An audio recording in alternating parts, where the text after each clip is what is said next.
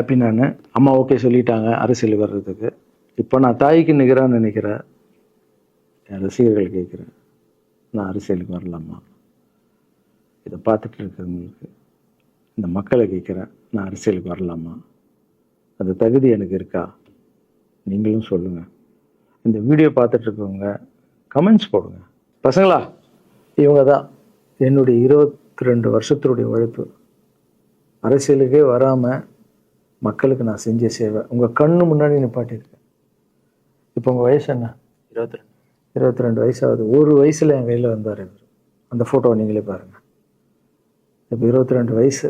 ஒரு குழந்தைய வளர்க்குறதுக்கு நீங்கள் எவ்வளோ கஷ்டப்படுவீங்க உங்களுக்கு தெரியும் இல்லை? அந்த கஷ்டம் என்னென்னா, ஸ்கூலுக்கு அனுப்புறது வந்து ஃபீஸ் கட்டுறதுலேருந்து, உடம்பு சரியில்லாமல் போனான்னு அவன் ஆசைகளை நிறைவேற்றுறதுலேருந்து, ஒரு குழந்தைக்கு அப்படி இருந்தால் 60 குழந்தைங்களை வளர்த்துருக்கேன். எவ்வளோ பிரச்சனை வந்திருக்கேன், எவ்வளோ நோய்கள் வந்திருக்கும், எவ்வளோ நைட் தூங்காமல் வந்திருக்கேன், அதில் எவ்வளோ டிஸ்டர்ப், அதுவும் என் வீட்டில் வளர்த்துருக்கேன்.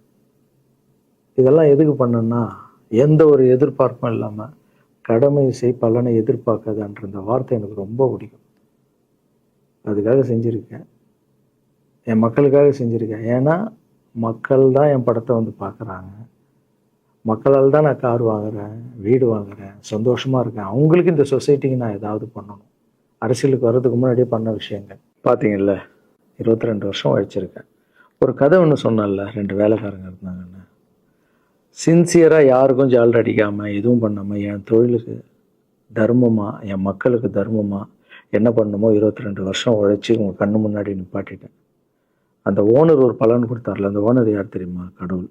அந்த கடவுளுக்கு தெரியும் எனக்கு என்ன பலன் கொடுக்கணும். இதுக்கு தான் அந்த கதை லிங்க் ஆகும்னு சொன்னேன். ஸோ நீங்கள் சொல்லுங்கள், நான் அரசியலுக்கு வரணுமா வேண்டாம்? வேண்டாம்னா என்னன்னு சொல்லுங்கள்.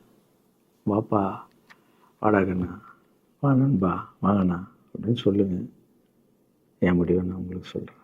உங்கள் முடிவுக்காக காத்திருக்கேன்.